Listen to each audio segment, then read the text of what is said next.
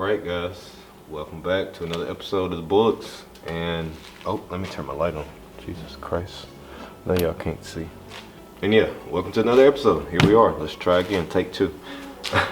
So yeah, if you're here today guys, it's because you probably ran into the same problem I did. You've got a Glock, whether it be 17, 19, 22, whatever. But anyway, you've got a Glock and you've got a light on it. Excuse me. Specifically, you've got a TLR 8 or a TLR 7, and it's clear. Get the mag in there. But yeah, you've got a Glock and you've got a TLR 7 or a TLR 8, and you're looking for a holster. This is the BlackHawk T-Series L2C. And they've got another model that also holds the light, but it's a little bit bigger than the L2C. That one is called the L2D. And honestly, that was my first option. My first option was to go with the L2D and have one that would protect or cover more of the barrel. With the L2C, only this much of the barrel is covered or protected. The L2D covers 85–90%, if not all of the barrel. And that was going to be my first choice, but to be honest, I felt like that was going to be way too bulky for, an outside the waistband carry for what I needed. With this having the same locking mechanism, it's just a smaller version of the L2D, and plus this L2C was way cheaper. I believe I got this for 70 bucks, and I believe the L2D is about 150. So 80 bucks difference, and I get the same. It's the same, same dependability, same name, same, dependability. It's just a different model. Excuse me, a different, build. I was like, this will get the job done. I'll save that 80 bucks and go with this L2C. I love it, guys. I love this holster. So, like I said, this is the BlackHawk T-Series L2C, and there is a list of the Glocks that it fits with the TLR 7 or 8 specifically. They make other ones for the bigger TLRs, but the 7 and 8, it's hard to find a holster for these guys. It's hard to find a light bearing holster for a Glock that you trust, put it that way. So I'm a stickler. I read reviews online. Any product I look at on Amazon or website, if they got reviews, I'm looking at them. I'm going through them. So I looked through reviews of this. I looked through reviews of the other one that they got, which is the L2D. So it was between this one, the L2C, the L2D, and also it was another one called Orpaz, I believe. I believe it was called T-Orpaz or something like that. But those were the three that I was deciding between. So not gonna lie to you, reviews and YouTube videos knocked Orpaz off the list for me, or knocked it out of the running. So it was between this one, the L2C, and the other BlackHawk, which is the L2D.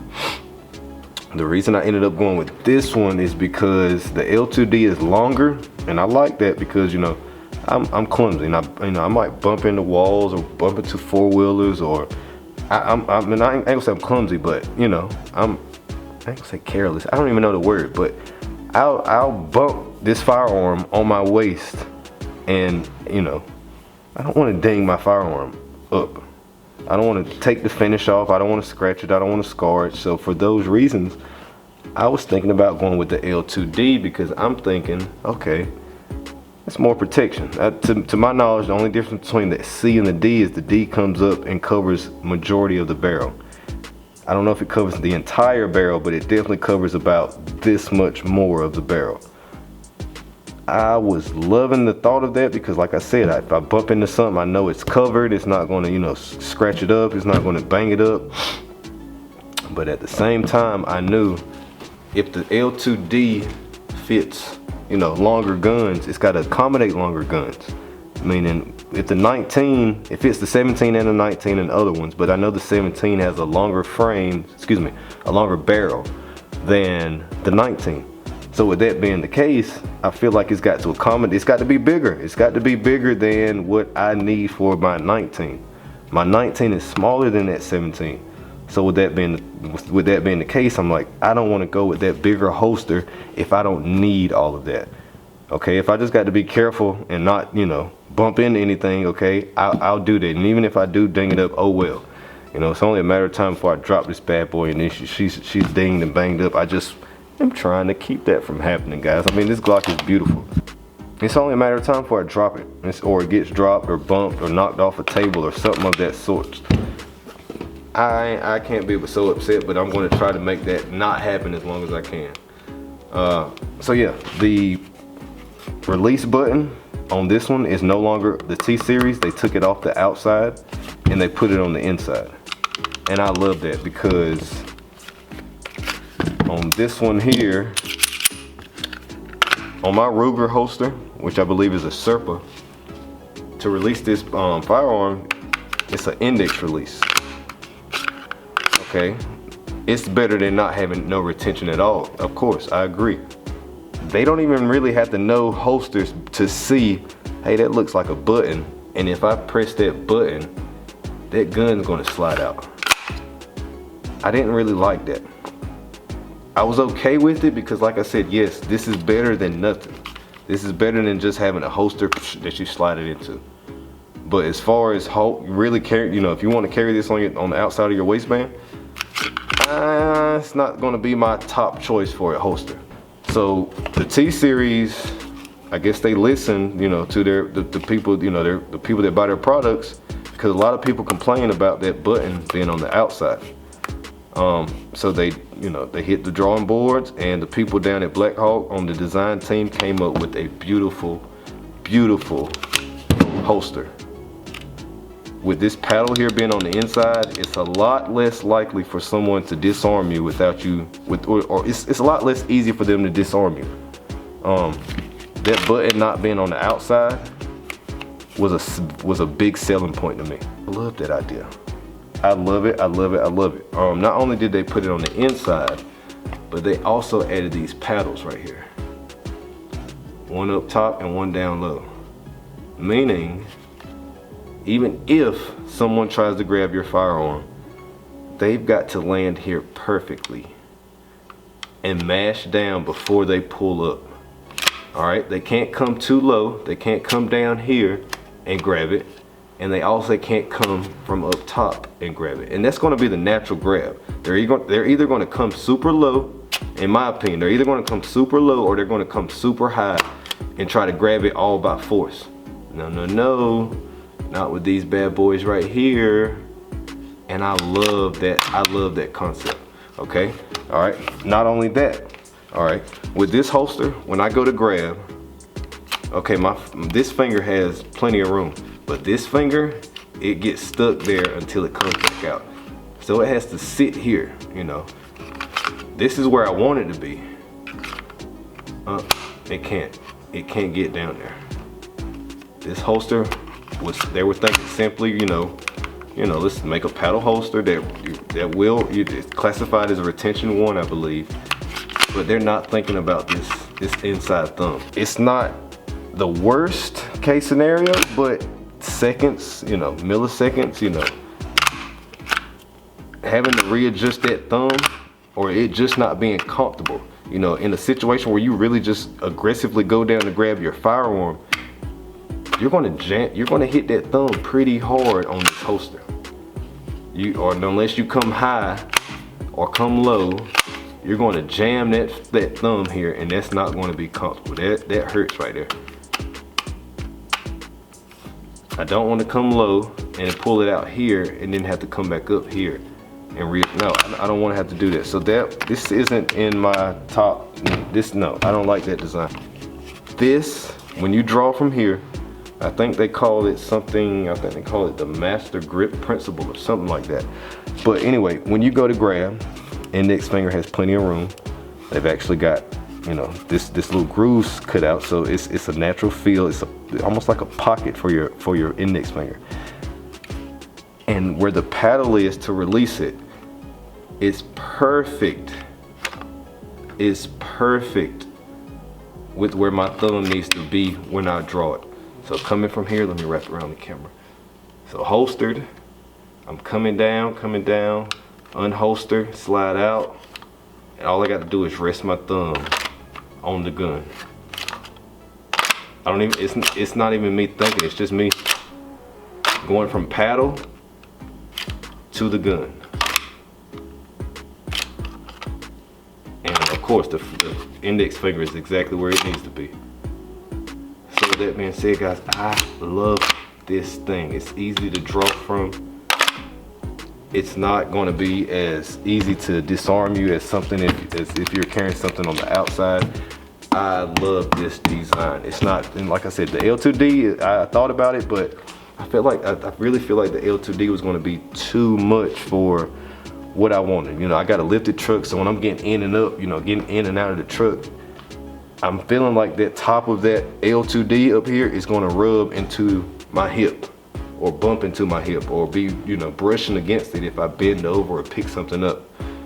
I don't feel like that's not the case with this. The L2C is not as big as the L2D, so I know it's not as bulky as the L2D. They come with two different types of attachments.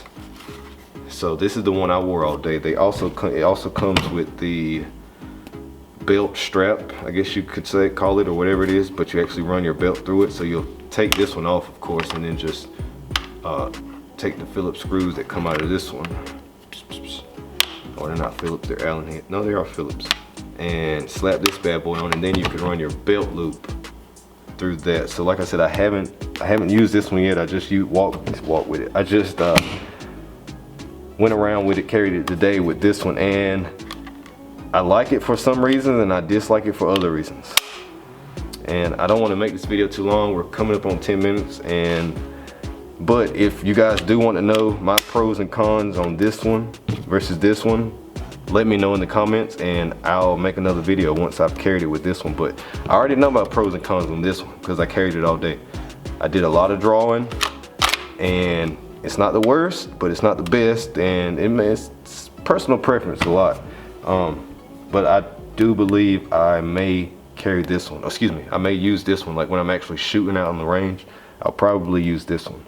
One more thing, let me add. So I'm a stickler, and when I was shopping for a holster, I was worried / concerned about it damaging the finish on the gun. So it's a black, with it being a black pistol, I didn't want it scuffing the barrel up, you know, making ugly lines on it every time you draw. You're not thinking about it because you want to draw comfortably, so you don't want to pull out slow because you're worried about, you know, your holster scoring your barrel up. I will say this holster does leave a few marks, but they're good marks. So let me see if I can show you this one. I haven't wiped this side off. All right, so I've been drawing for about 5 minutes now. You see those little marks right there? That's all it leaves. It left a little more when I first got it, but of course I felt like I had to break it in a little bit, just like any new part, like a new baseball glove. You got to break it in a little. So yeah, those marks right there. That's all it leaves. But it's nothing that can't be simply wiped off with your finger, and now they're gone. So it's not damaging your gun. It's leaving little marks, I wouldn't even call them scuff marks. And this is, like I said, it's no biggie, but some people like to keep their firearms pristine looking and in good condition, and I'm one of those people. So yeah, when I was shopping for a holster, I was worried. Matter of fact, that makes me think. I went shopping holsters at a Spring Hill Outfitters about a week ago. This was before I ordered this one online. I was shopping store to store, seeing, you know, what they had in the stores. Nobody in stores carries, and well, around here at least, carries holsters for a Glock that's light bearing. They'll have plenty of holsters for a Glock that's not light bearing, but if you want one that's light bearing, I'm pretty sure you're gonna have to order it online. So I was in a Spring Hill Outfitters, and this was before I got the light actually. And he was trying a BlackHawk holster for it, and it wouldn't fit, clear as day. He just kept jamming it in, like not jamming it, but trying to force. And I'm like, dude, I'm not an asshole, but I almost turned into one that down. Dude, what the hell are you? It won't fit. Obviously, if it won't go in there with, you know, by itself, it's not made. Long story short, it ended up being the wrong holster. But before he figured it out, he took the gun to the back, you know, where I couldn't see him, and he's back there, I'm assuming, trying to adjust it to make it fit. And I'm like, oh my God, if he comes back up here and my gun is all scratched up and scuffed up, we gonna have some words. But it wasn't, thank God. But they had a version of this, but it wasn't light bearing. So it was the same holster as this, the T-Series inside paddle release, but it wasn't light bearing. At the time I didn't have the light, but when I got the light, like I said, I'm glad I actually didn't buy that one that day, because at the time I didn't know I wanted a light laser combo. But when I put that on, I'm like, okay, now I'm glad I didn't buy it, because now I need a light bearing holster. And they're not impossible to find, but they're damn near hard. They're very hard to find, guys. Shout out Caesar Ventura, I believe that's his name. He reached out on my last Glock video, and he requested, well, he not requested, but he inquired about finding a holster for a Glock with a light. He pretty much said, hey, I'm in the same situation. I got a similar gun, and I'm trying to find a holster. So I'm like, bro, don't say less. A matter of fact, I told him I'm wearing the holster right now, because I had it on in the house in the kitchen when I seen his comment, and I'm like, dude, I'm planning to shoot the video tonight, so don't even worry. So yeah, Caesar, appreciate you interacting with me. That's actually what motivates me to keep going. So yeah, shout out Caesar Ventura for interacting with us on the last video. But yeah, other than that, guys, I think I touched all the points there, everything I wanted to hit on.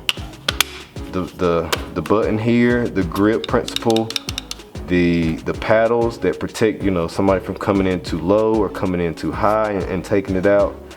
That's a big plus, you know. I would have imagined those not being there, and just the release button being there, and then the next model having these. But I'm glad they thought about those on this model, because it protects you from being, you know, disarmed, somebody coming low or somebody coming over top and trying to manpower you. If I forget anything, I will do a recap and come back and touch bases again, but I think I touched all the points I wanted to, guys. Again, this is the BlackHawk T-Series L2C for a Glock that is light bearing with the TLR7 or the TLR8. Hope you enjoy, guys, and stay tuned. If you got any questions, let me know. If you want certain types of content, if you want more shooting videos, more gun reviews, just let me know, guys.